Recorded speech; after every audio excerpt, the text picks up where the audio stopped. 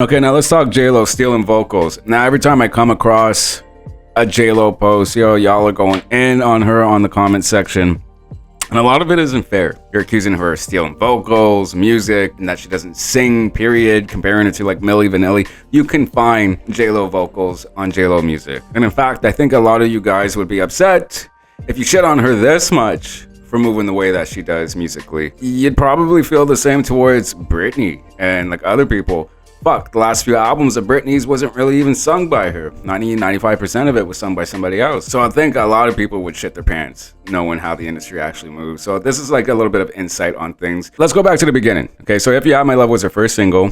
Shantae Moore spoke out saying that she had a song very, very much the same. And Diddy walked in one day on a session with Rodney. He was playing it, heard the song, told Rodney he wants a song just like that.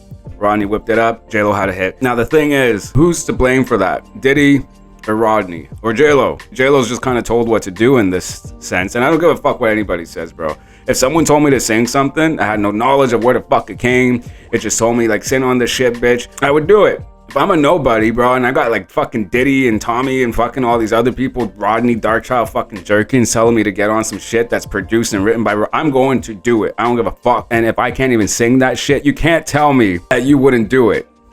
She got herself a hit. I would want that. Shit, I don't give a fuck what anybody thinks. I can't sing. Shit, I'm making money. But yeah, like back to Rodney, I guess like he would be the one to pretty much to blame for that, right? Recycling his material. And that's why Brandy left him after Full Moon, working music-wise, because he was given their sound that they created together for Full Moon to other people like Deborah Cox, Third Story, Get With Me, Like I Did. It was very much the same as Brandy's, I thought. Like literally the exact thing, mirrored completely, just different words. So yeah, I'd feel a type of way too. Like Brandy has every right to be upset about that. She mentioned that in a Vibe magazine interview. But also Rodney, that's how producers work. Every producer, A-list hot fucking producer that we've ever known has their moment, their little wave. And you know, there's always those three, like Tim, Pharrell, and Rodney, where they stay consistent like throughout the years. Meanwhile, someone comes forward, they have like their moment, like B. Cox, Jazzy Faye, fucking other ones too, The Dream. So everyone has their kind of moment, but yeah, everyone, once they have their moment, other artists, other labels are like, oh, this one needs a hit from this guy, blah, blah, blah, blah. So they give their signature sound to other people. So that's just how it works. It's kind of recycle their shit all the fucking time. So to blame JLo for that, I think it's kind of unfair. I'm going to say that a lot because a lot of the things that you blame JLo for is not her fault. There's a machine behind her. There is a label behind her. And they're going to make sure that if they're putting money into her to record, especially if she has a face, thanks to Selena, the movie and shit like that, they're going to make sure that they are successful with it and they will do whatever they need to do. And that's even pulling in vocals, backing vocalists and shit like that. A lot of people do this. Toni Braxton does that. She gets her sisters to sing majority of the backgrounds and the chorus and shit. And sometimes Toni will just glide over it, or she will just do simple ad-libs. No one shits on her for that. Well, because Toni can sing. Yes, of course Toni can sing. Not saying that, but that's just how they do music. And that's kind of what they're doing with JLo, but probably for different reasons. A lot of the times artists just, you know, they don't want to do the backing vocals. They just want to do the lead. They don't care to. Or, you know, sometimes in JLo's case, maybe they can't reach these notes or shit. They can't really make it happen the same way, right? So, and then people were saying that she stole vocals on Waiting for Tonight. It was originally from a group called Third Party, and then JLo's version allegedly has vocals pulled in from the original track.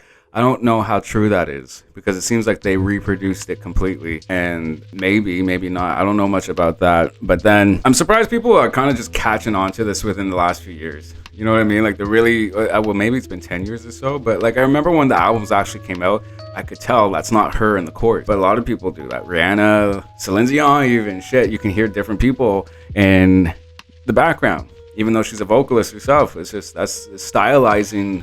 A song sometimes needs different textures, and other vocals come in for those reasons, right? And then I read something about stealing music from Brandy and her vocals. Okay, so this is one thing that pisses me off, is that people make content just to kind of shit on someone so they can get the views and the likes, and it's not even fucking accurate at all. Like, it's not correct in any fucking way. So this one bitch on YouTube said that she fucking stole Ride or Die, like it was intended for Brandy's Aphrodisiac album. No, this is not true. So I'm going to read you something, okay? So Brandy recorded a full album with her at the time partner and producer Big Bert, intended as a follow-up to Full Moon. However, during their messy breakup, Big Bert demanded money from Atlantic Records for his time and effort writing and producing those tracks. Atlantic refused to pay out, leading to a huge spat and the reason Brandy's contract was not renewed with Atlantic. Brandy then sold on the tracks throughout 2003 and 2004, which were picked up mainly by Sony, then distributed to other artists including Jennifer Lopez, Kelly Rowland, and Toni Braxton. Aphrodisiac was an altogether new album, not related to any of her earlier works with Big Bert, and it was the final Brandy album released under Atlantic to release her from her contract. JLo also went on to record Louis Vuitton's in 2009, which was originally recorded for Brandy. By Brandy, sorry. Love Hate was sold to Kelly Rowland and Always was sold to Toni Braxton. Both of these songs were previously recorded by Brandy. I would love to hear those versions from Brandy. But then also Kylie Dean. Kylie Dean got some songs from Brandy and Big Bert and shit that were on her Simple Girl album. Better Than the Day, Should I, Escape. And Kylie even said that you can hear some Brandy vocals in it. Kylie's a fucking vocal beast herself. And there's a song on her Simple Girl album called Simple Girl that was written by Candace Nilsson. It was also referenced by Candace Nilsson. Those are Candace's vocals on the hook, not Kylie's. Kylie's singing the ad-libs, that's about it. But when it comes to the majority of the vocals laying out of it, that's Candace Nilsson. Now, is Kylie a fraud? Is she stealing vocals? No, that's just the way the fucking industry works. She loved the way Candace's voice sounds. It is really a nice voice. So she has to keep it in there. So that's just, again, it's not stealing vocals. She's just a label got the song, they shifted it to her, she liked it, she recorded it. And I don't know if that's Brandy in the backing vocals of Ride or Die, but maybe so, maybe not. Maybe they got someone else that had very, JLo-like vocals to help. And that was like the same thing that happened with, Ashanti and stuff. She made reference tracks and she records them, and then guaranteed JLo just sings over her voice and they just remove certain parts of Ashanti's voice and, help thicken out JLo's and shit, whatever the fuck. So you're not stealing, technically. You're literally just, she's a backing vocalist. That's how things work. Okay, and so in JLo's Get Right, it was originally Usher's. It belonged to Usher's. The beat, it was called Ride or Let's Ride, some shit like that. It was produced by Rich Harrison. People are going in on her, oh, she stole Usher's song. No. So that song was originally recorded by Usher. He recorded it for his Confessions album. I think it was Confessions. And didn't make the album cut. Happens. So Rich, being a popular producer, especially at that time, thanks to Amerie, One Thing and all that shit, and Beyonce and stuff, he was hot. JLo wanted to work with him. He also contributed some more beats to, or I think one or two more on the Rebirth album. Anyways, the situation with the Usher and Get Right, basically it was rewritten for JLo, but they kept the same bridge that was in Usher's song, and I guess he had rating credits to it, and they didn't credit him rating wise, right? So he was, pissed off about it and think he was gonna take legal action. I don't know if they corrected that or not. I imagine so. Nothing really came of it. But then you got people just kind of saying like, oh, she stole his song. No. So that's a producer thing. Again, he recycled his beat. He gave it to someone else because he thought it was hot and it wasn't really, used the way that he wanted it to.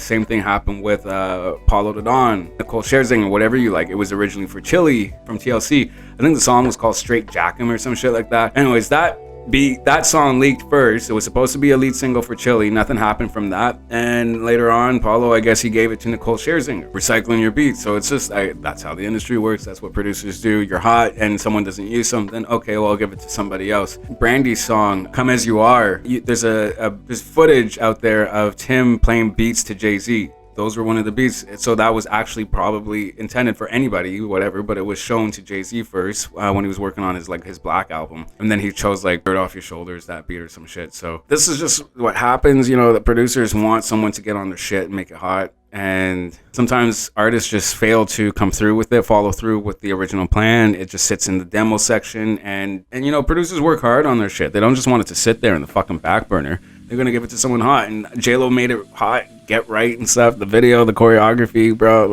And then there was Jenny from the Block. So this is where things kind of don't sit right with me. There's Natasha Ramos. She referenced the song singing wise. She made the demo. She wrote it. Literally kept the majority of her vocals on there, even her laugh. That was, you can hear the demo. Go listen to it. It's there. Now that's one thing, but then she stated in the comment section somewhere that she wasn't paid properly. So that's an industry thing. That's not a JLo thing. I don't think so. She has a team of people. That's labels. That's producers. That's management and shit like that. So that's where things kind of get dirty. And I think a lot of the time artists get shat on for it. Like, they don't really know what's going on in the back. They got people to take care of it. And it's a doggy dog world, yo. That's why you got to make sure your shit is fucking dotted and fucking crossed. You got to make sure your ass is watched, bro. Like, you can't fucking just give people shit. You got to make sure, like, your contract is good. Always look into your contract. And sometimes you got to just really take the blow in order to step into the industry, because, you know, you can make sort of a standard for yourself. But then when you're a nobody and you're asking this huge label, like, no, I want more, they'll pass on it probably.